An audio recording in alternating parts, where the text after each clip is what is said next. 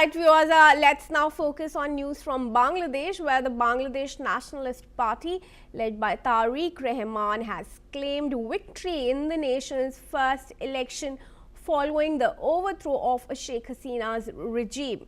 With 185 seats secured in the 299-member Jatiya Sangsad, the BNP is confident of winning a two-thirds majority. Along with its allies, it has secured 211 seats. This election is considered Bangladesh's first free and fair poll in over 17 years, following years of allegations of vote rigging under Hasina's rule. The voter turnout reached 60.69%, and for the first time, overseas Bangladeshis were allowed to vote. The BNP's victory comes after a student-led uprising that toppled Hasina's autocratic regime. However, the Awami League, which was barred from contesting, has denounced the process as illegal and unconstitutional. Shoaib Chaudhry, editor at The Blitz, joins us in this conversation from Dhaka. Shoaib, thanks very much for joining us. Khaleda Zia is no more, but she'd be very happy with the results of the polls for her party. What's next now for Tarique Rahman?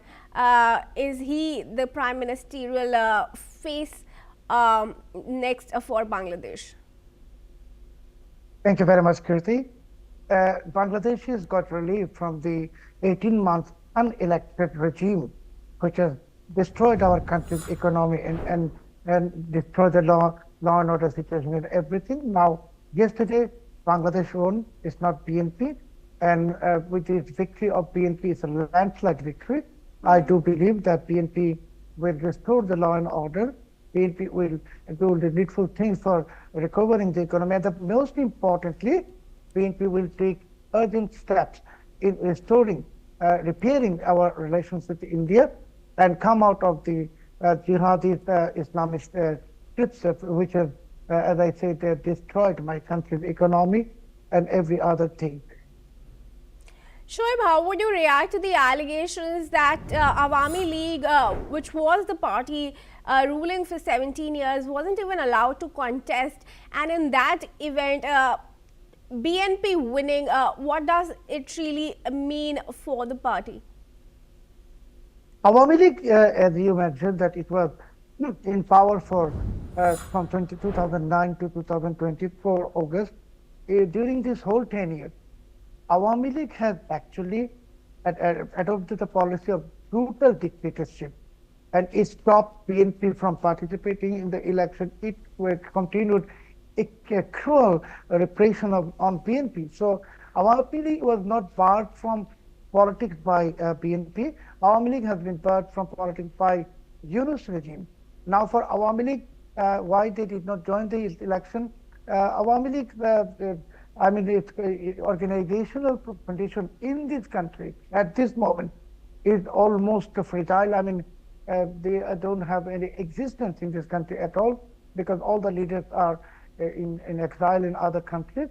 So for Awami League now, they have to first of all prepare, and they have to also admit that the blunders they committed during their tenure, and then only there will be an atmosphere where Awami League can return. But as you know now, Awami League has rejected the election result.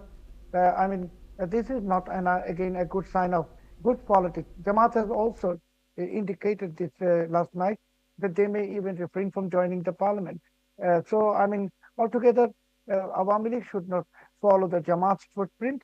Awami League should now come up with a proactive approach. But most importantly, we don't see any leader of Awami League in the scene. I mean, who is leading Awami League? Sheikh Hasina is not there, and it's a very scattered leadership. So Sheikh Hasina should decide, first of all, and name a person who will represent her country. And definitely, it is not her son because he does not understand the sentiment of the people of India. All right, sure. Shoaib, to continue to stay on with me, let's give our viewers some more details that we are picking up. Viewers, the BNP chief, Tarique Rahman, has outlined his party's plans after securing a two-thirds majority in Bangladesh's recent election. Rahman, who is poised to become the next Prime Minister, promises significant reforms in several key areas. His campaign focused on women's empowerment, including free education up to post-graduation and the introduction of a family card for women. He also pledged to boost the economy through tax exemptions for small industries and to protect minorities with strict laws. Additionally, Rahman emphasized the importance of clean politics and tackling corruption, promising administrative reforms and a balanced foreign policy. Shoaib requested to join us back and do comment if a BNP will actually be able to deliver on the tall promises it's made. For to implement the policies or the pledges of Tarique Rahman, the first and foremost priority is to de-radicalize Bangladesh, because radical elements are very much on the move everywhere around. So Bangladesh has to be liberated from the evil clutches of these Islamist and religious figures. This is the first thing. And then Tarique Rahman will have to create an atmosphere where foreign investment can flow in again, begin to flow, and the local entrepreneurs get the confidence. But of course, it's a very good sign that Jamaat lost. Otherwise, if Jamaat won, God forbid, yesterday's election, from this morning, Bangladesh would have stepped towards the path of a caliphate. So Bangladesh has been saved, and our voters, the people of Bangladesh, they have voted. It is a mass revolt against the Islamization and caliphatization of Bangladesh. All right, Shoaib, once again, do continue to stay on. Now, international reactions are coming in, viewers, for the Bangladesh election results. The United States has officially congratulated successful conduct of the vote and expressed its eagerness to work with Bangladesh on shared goals of prosperity and security. The BNP, contesting its first major election since political upheaval in 2024, claimed a majority of parliamentary seats and is set to form the next government. Shoaib is there with us. Shoaib, what kind of relations can we expect ahead of Bangladesh and the US with the BNP in power? First of all, as I would like to again say that this is an elected government coming to power after 18 months of anarchy, and any elected government, they will have to do the right thing. And US has always been a developing partner of Bangladesh. I do hope, but America should not behave like a master that they have been for the last 18 months. And we know, everyone knows that America and Britain, they were desperately trying to see Jamaat to become the winning party, but their heart is broken, of course. But hopefully America gets into realization. And for Bangladesh and the BNP and Tarique Rahman, it is a matter that any country that's looking for relations with Bangladesh should come from a mutual respect. But at the same time, US should understand that the agreement they have been desperately signing with the help of their puppet regime in Dhaka, they should step back from these things. Yeah. They should not do anything that goes against the interest of the people of Bangladesh. Would Bangladesh then be inching closer to China? How is it going to balance between the US and China, both of whom are looking for investments in Bangladesh? Again, very simple reply, because for Bangladesh, the best policy is to not to enter into the pocket of any country. Bangladesh will maintain its neutral position and continue cooperation with India, with China, with US, everything. But most importantly, please remember that India is our unavoidable neighbor.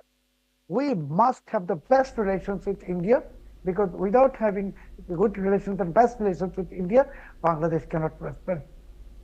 Sure. And how is the BNP going to work with India as also with Pakistan? That's going to be a difficult task to strike a balance with both these countries with opposing ideas. BNP was in power in 1991. BNP was in power in 2001. Yeah. And BNP had excellent relations with India. Yeah. And as you mentioned about Pakistan, what we have with Pakistan can only give us destruction. Pakistan can only export the terrorism in this country. We don't need any special relations with Pakistan. Pakistan should be now set aside from, and that they should be barred from meddling into internal affairs of Bangladesh, because Pakistan actually is not a real friend of the people of Bangladesh. That is the only country which is the enemy of the 180 million Bengalis. All right, Shoaib, thanks then very much for joining me. It was a pleasure to speak with you. And viewers, we now move ahead.